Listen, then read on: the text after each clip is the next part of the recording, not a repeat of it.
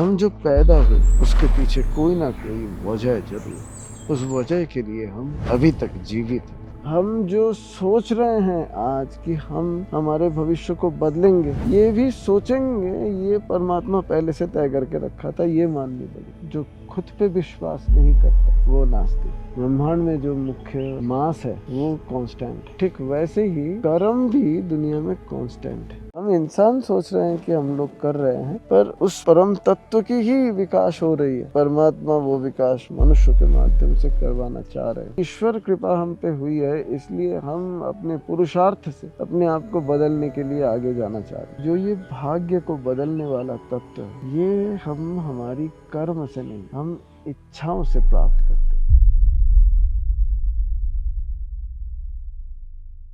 आध्यात्मिक दृष्टिकोण से अगर देखें तो हर घटना, हर उपकरण पूर्व निर्धारित है। परमात्मा ये संसार को बनाए और बनाने के बाद हर एक कण में, हर एक जर्रे में वो ब्रह्मांडीय ऊर्जा को लेके प्रविष्ट हो। परमात्मा सतत विराजमान, ऐसा कभी नहीं है कि कोई भी कण उस पारमात्मिक शक्ति के बिना स्थित हो। हर वस्तु में परमात्मा उपस्थित है। तो हर वस्तु में अगर परमात्मा उपस्थित है तो हर वस्तु द्वारा घटित सारे घटनाओं की अभिन्न निमित्त और उपादान कारण भी उस पर ब्रह्म परमात्मा होता है। अभिन्न निमित्त और उपादान कारण है, ये कहने के साथ साथ ये ही सिद्ध होता है कि हर घटना, हर छोटे से छोटे या बड़े से बड़े घटना सारे पूर्व निर्धारित है।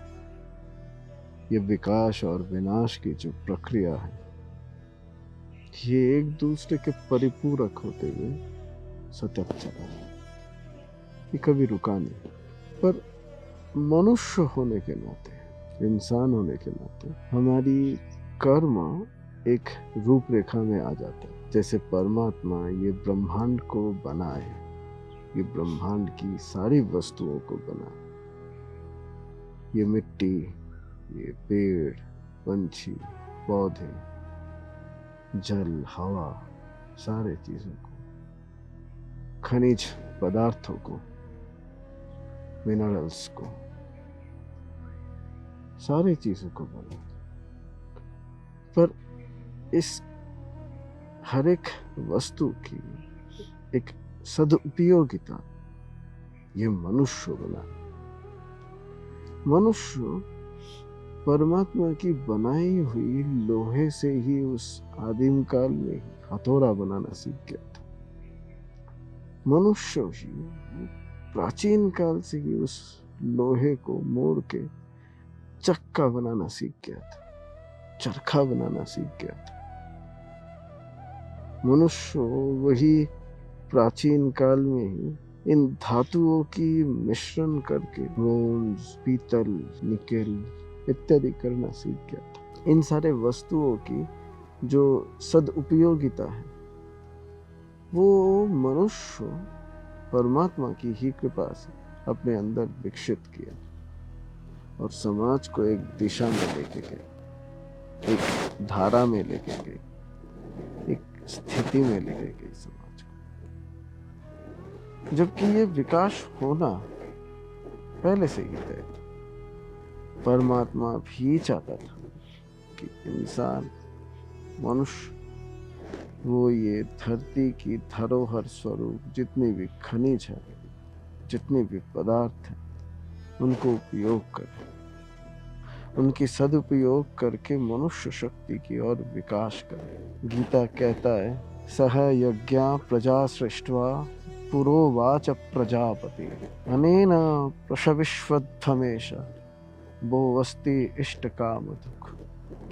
ये सारे वस्तुओं को तुम लोग आपस में लेके प्रजापति कह रहे हैं, हे मनुष्य, ये सारे वस्तुओं को तुम लोग आपस में लेके उचित तरीके से परिवेशन बंटवारा करके अपनी पीढ़ियों को, अपनी वंशों को आगे ले जाए।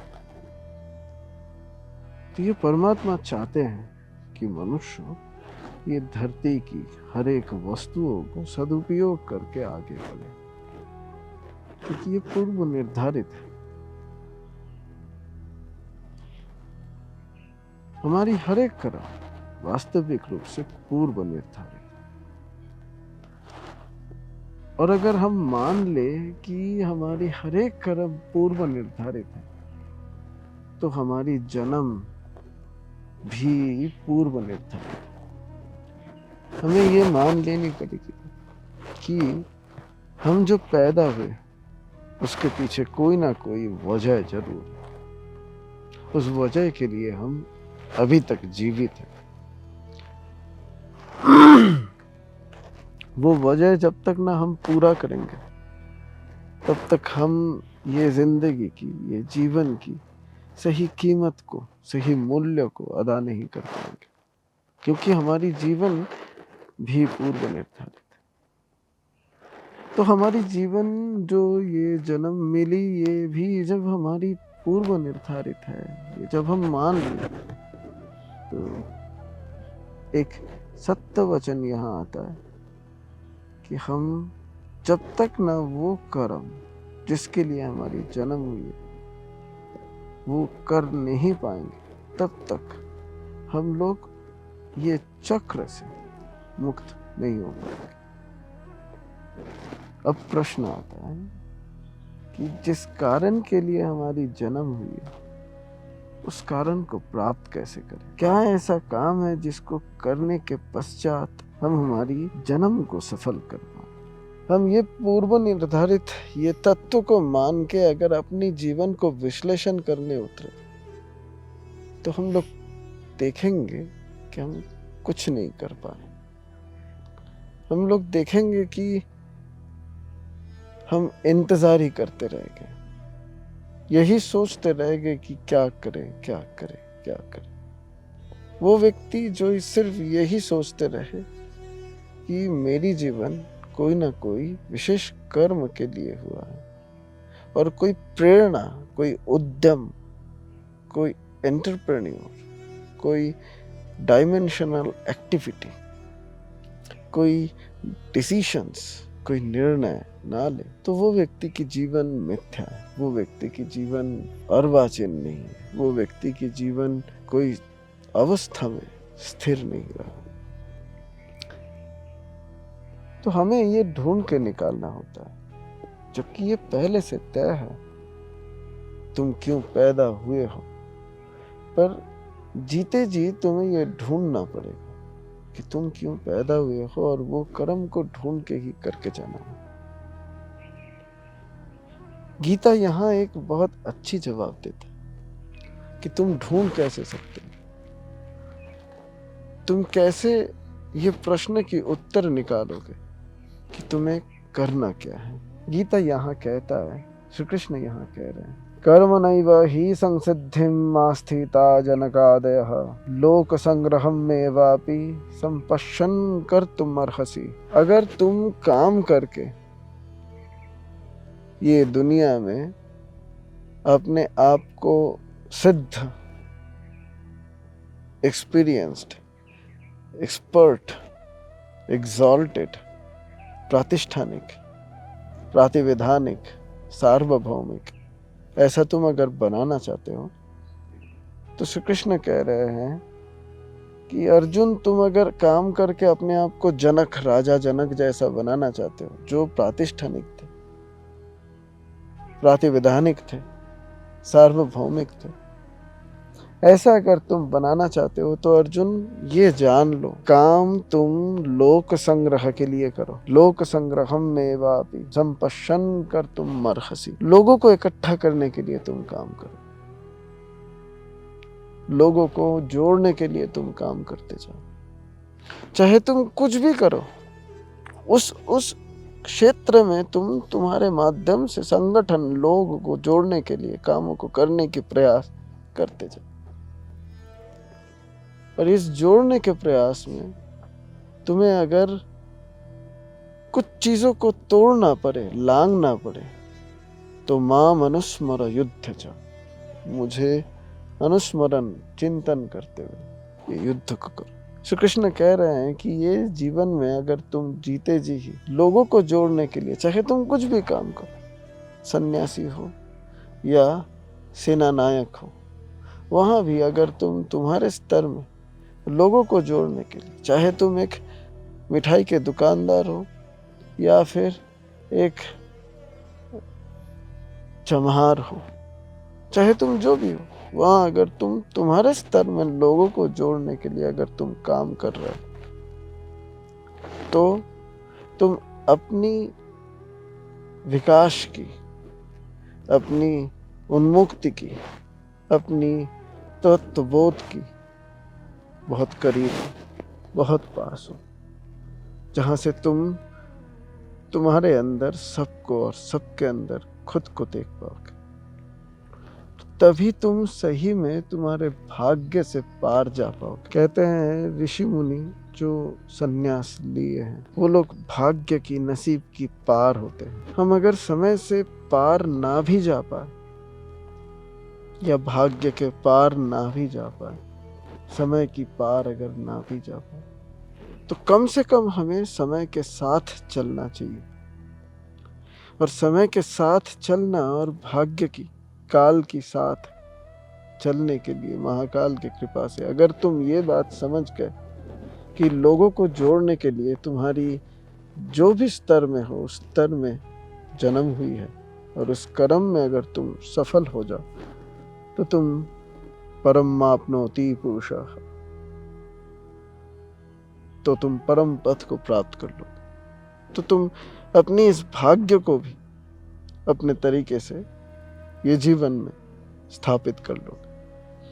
भाग्य ये नहीं है जो तुम्हें बैठे बैठे केवल मिल जाए, क्योंकि यही गीता कहता है, यद यद आचरति श्रेष्ठ तत्तदेवेतरो जन स यत् प्रमाणम कुरुते लोकस्तदनुवर्तते। भाग्य की दुहाई देके अगर हमारे बड़े बुजुर्ग, श्रेष्ठ व्यक्ति लोग अगर बैठे रहते, परिश्रम नहीं करते, तो भी काम नहीं होता। हमें उस भाग्य को अपने जीवन में उतारने के लिए ये विशेष तत्व को इकट्ठा करनी है। लोक संग्रहम में वापी संपशन कर्तुम अर्हसि, कि लोगों को जोड़ने के लिए तुम्हें तुम्हारी इन कर्मों को करते रहना चाहिए। ये सत्य है कि गीता कहता है कर्म में हमारी अधिकार है, फल में अधिकार नहीं।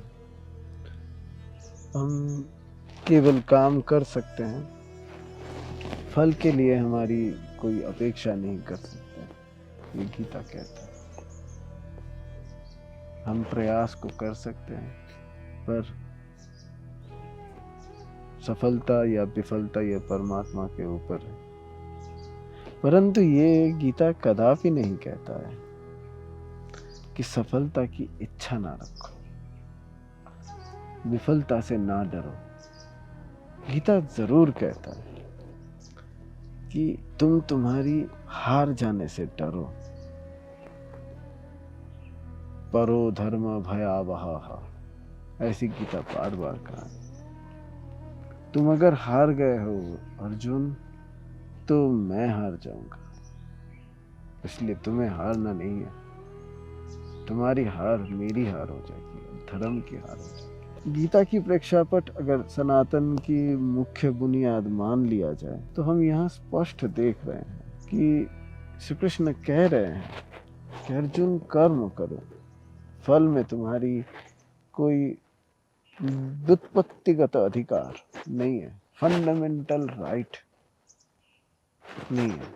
परंतु उस काम के लिए, उस काम की फल के लिए, रिजल्ट के लिए तुम गुड रिजल्ट को एक्सपेक्ट नहीं करोगे और बैड रिजल्ट से नहीं डरोगे, ऐसा बात नहीं। तुम्हें हार जाने से डर होनी चाहिए, और उस हार के डर के लिए ही तुम जीतने के लिए और अच्छे से काम करो। और ये नहीं किए तो तुम्हारी लड़ाई नहीं हुई, तुम्हारी संघर्ष नहीं है। जैसे गीता एक अर्थ में कहता है कि निराशी निर्ममो भूत्वा युद्धस्व विगत ज्वर, निर्ममों की तरह ममताहीन होकर युद्ध करो, निराशी, कोई आशा ना करो, कोई उम्मीद विशेष ना पालो, बिना उम्मीदों को पाल के तुम युद्ध के लिए तैयार करो उस युद्ध को। तो ये जो गीता की मुख्य वचन है, ये दर्शाता है तुम्हें, भले ही तुम्हारी ये जन्म क्यों हुआ ये पहले से तय है, भले ही तुम ये जीवन को उस कारण के लिए ही प्राप्त किए हो, परंतु उस कारण तक पहुंचने के लिए ये लोगों को तुम्हें जोड़ना सीखनी पड़ेगी। चाहे तुम जीवन के जो भी स्तर में, उन स्तर में तुम्हें लोगों को जोड़ना सीखनी पड़ेगी। और लोक संग्रह के लिए ही तुम्हारी इस जीवन को जन्म लिए हो। जब तुम जान लोगे तो तुम देख पाओगे तुम जिस स्तर में हो उस स्तर में ही उस स्तर को रखते हुए और भी सम्मान यश को प्राप्त किए। पर इसका मतलब ये नहीं है कि तुम अच्छे कामों की उम्मीद ना करो। अवश्य करो, अवश्य करो। अच्छे अच्छे लोगों को जोड़ने की और उनको खुद से दूर कैसे ना जाने दे उसकी प्रक्रियाओं को करने की अवश्य तुम्हें व्यवस्था करनी चाहिए। गीता की अगर हम कर्मण्यवाधिकारस्ते मा फलेषु कदाचन इस श्लोक को लेके ही केवल चर्चा करें तो हमें ये भी समझना पड़ेगा, अहंकार विमूढ़ात्मा कर्ता अहमिति मन्यते। श्री कृष्ण ने वहाँ जो फल में तुम्हारी अधिकार नहीं है वो बात को कहे थे, उसके पीछे की मुख्य कारण ये था कि तुम्हारे अंदर कभी ना ये कर्ता भाव आ जाए कि तुम कर रहे हो, हम कुछ नहीं करते। इंसान केवल मात्र परमात्मा की बनाई हुई इस पूरी प्रवाह में एक चलने वाला अंश मात्र है। ये एआई भी परमात्मा ही बना है, ये गॉड पार्टिकल भी वो परमात्मा ही बना है। ये हमारे शरीर के अंदर डोपामिन, टेस्टोस्टेरॉन, इंसुलिन, ग्लूकागॉन सारा चीज परमात्मा ही बनाया है। वो उनकी ही बनाई हुई सारी चीजें, हम भी उन्हीं की ही बनाए हुए। ये मैटर, एंटी मैटर, जो भी तुम कहो, बिग बैंग, सारा ब्रह्मांड वो परमात्मा बना के रखे। तो ये सारा चीज उनके लिए कोई नई नहीं है। हम वो लोहा से चक्का बनाए, वो हमारे लिए नया है। हम उस स्टील से फिलामेंट बना के बल्ब की तरह उसको व्यवहार किए बिजली से, वो हमारे लिए नया है। पर परमात्मा ये सारा चीज बना के ही रखे, हम उसको सदुपयोग में ले, वो हमारी प्राप्ति है। ये फल के अधिकार हमारे नहीं है। ये बिजली जली, हम भले ही किए हैं, हम एक प्रयास किए, परमात्मा हमारे माध्यम से उस काम को करवाए। पर ऐसा नहीं है कि हम ही केवल मात्र उसको बनाए, परमात्मा हमारे माध्यम से वो किया है। ये प्रकृति हमारे माध्यम से आवाम को, जनता को ये सच्चाई को उजागर करवाया कि ऐसे बल्ब जलता है, ऐसे बिजली पैदा होता है, ऐसे गाड़ी चलता है। ये टेक्नोलॉजी, ये ब्रह्मांड को हम बता पाए प्रकृति के माध्यम से। तो ये अच्छे काम की अधिकार हमारे पास नहीं है, हम कर सकते हैं, हम उस प्रयास को करेंगे। अगर हमारे प्रयास में वो कुटस्थ बोध है, हम उस कुट को, उस गूढ़ तत्व को, उस कुटस्थ द्वावी, इसलिए गीता कहता है द्वाविमो पुरुषो लोके क्षरश्चाक्षर एव च क्षरः सर्वाणि भूतानि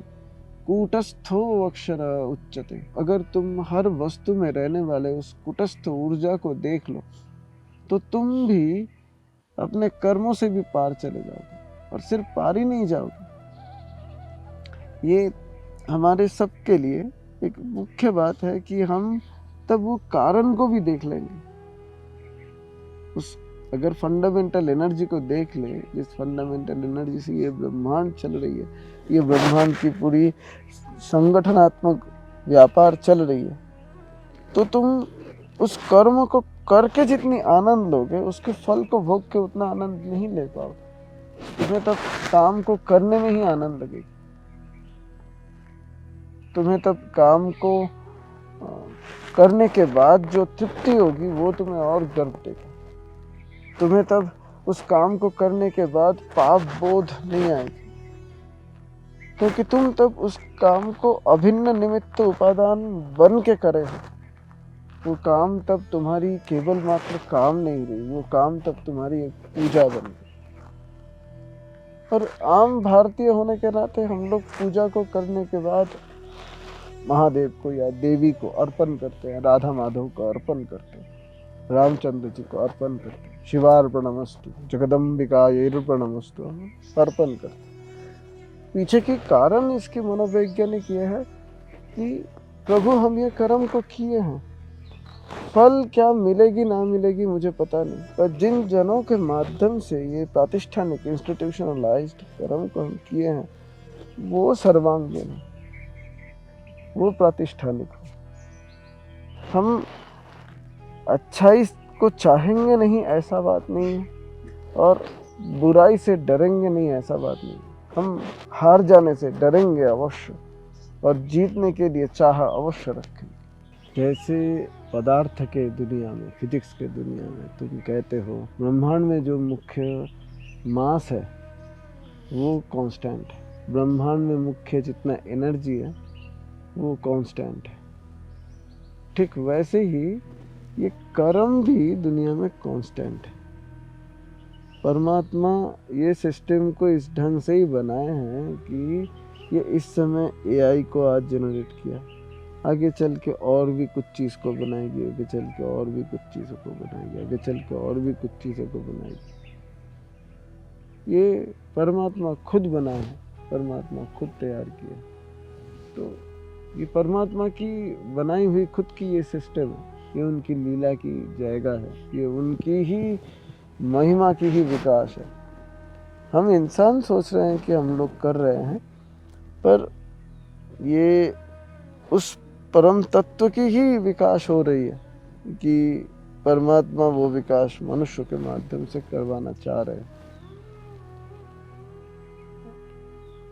हम हमारे कर्मों को तो करते रहते हैं, हमारे कर्म इन सारे चीज़ों को सजा के लेके जाती रहती है, क्योंकि हम हमारे कर्मों में ही अधिकार रखते हैं। अभी हम ये बात बोले पारमार्थिक दृष्टि से अगर हम देखें कि भविष्य बदलने की चर्चा, तो हम जो सोच रहे हैं आज कि हम हमारे भविष्य को बदलेंगे, ये भी सोचेंगे ये परमात्मा पहले से तय करके रखा था, ये माननी पड़ी। क्योंकि हम जो देख रहे हैं, जो देखेंगे, जो देखे थे, या जो भी चीज़ है, ये सारे विषय पहले से तय है, ये हमें मान लेनी पड़ेगी। अगर हम मान ले तो ये भी मान लेनी पड़ेगी कि ईश्वर कृपा हम पे हुई है, इसलिए हम अपने पुरुषार्थ से अपने आप को बदलने के लिए आगे जाना चाह रहे हैं। हमें हमारे अंदर उस प्रभु ने, उस परम तत्व ने, उस परम पिता ने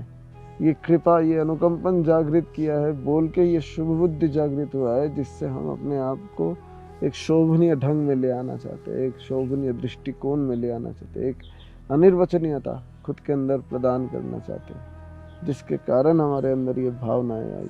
तो अगर देखी जाए तो ये सारा चीज़ पहले से तय है, ये तुम समझ पाए, और तुम लोग ये भी समझ पाए कि जो ये तुम कह रहे हो कि हम अपनी भविष्य को बदलेंगे, ये सोच आना भी पहले से ही तय है कि तुम्हारे अंदर ये सोच आएगी कि तुम तुम्हारे भविष्य को बदलोगे, और तुम अपने आप को और मेहनत करोगे और सजाओगे, हार्ड वर्क, स्मार्ट वर्क इत्यादि करोगे, अपने अंदर उद्यम ले आओगे, और उस अनुसार अपनी कर्म को करते जाओगे। फल चाहे जो भी मिले ना मिले, तुम अपने आप को सजाते हुए आगे बढ़ो। ये सारा तुम लोग सुनो समझो, पर एक यहाँ विशेष बात रहता है, तुम्हारी काम तो तुम भली भांति कर दिया, और काम के माध्यम से तुम तुम्हारे जीवन में नाम और रूप की पहचान बना दी। नाम, रूप और कर्म, इस तीन से हम देश काल निमित्त में, स्पेस टाइम एंड कॉजिशंस में अपनी पहचान बना लेते हैं। पर ये पहचान बनाने के लिए जो ये भाग्य को बदलने वाला तत्व है, ये हम हमारी कर्म से नहीं, हम इच्छाओं से प्राप्त करते हैं। अगर तुम्हारे अंदर वो इच्छा शक्ति है, तुम्हारे अंदर अगर वो विल पावर है, तुम्हारे अंदर अगर वो दृढ़ संकल्प है, डिटर्मिनेशन, दृढ़ निश्चय है, तो तुम अपनी कुछ भी जीवन को अवश्य बदल सकते हो। पहले की दुनिया ये कहता था कि जो भगवान पे विश्वास नहीं करता है वो नास्तिक है। आज की दुनिया ये कहता है जो खुद पे विश्वास नहीं करता वो नास्तिक है। तुम अगर खुद पे विश्वास नहीं करोगे तो तुम सबसे बड़े नास्तिक हो। तुम अपने आप को तथा अपने साथ जुड़े हुए तुम्हारे इस समाज को सबसे बड़ी धोखा दिया, क्योंकि तुम पे खुद पे विश्वास नहीं किया। तो जिस समय तुम पे विश्वास करके तुम्हारी कार्मिक अवधारणाओं के माध्यम से लोगों को जोड़ने की हर संभव प्रयासों को करते जाओगे, उनकी जीवन की सार्वभौमिक, प्रातिष्ठानिक और प्रातिविधानिक उद्देश्यात्मक उन्नति कल्प में जो भी योगदान देते जाओगे सामाजिक रूप से, ये उन लोगों की भी अपनी अपनी जीवन स्तरीय सुधार प्रतिपादित होगा, दिखेगा। और जब ये दिखेगा तब ऐसे अवस्था में तुम्हारी की हुई जो ये कर्म के प्रवाह वो उन लोगों की भी जीवन को अवश्य बदलेगा।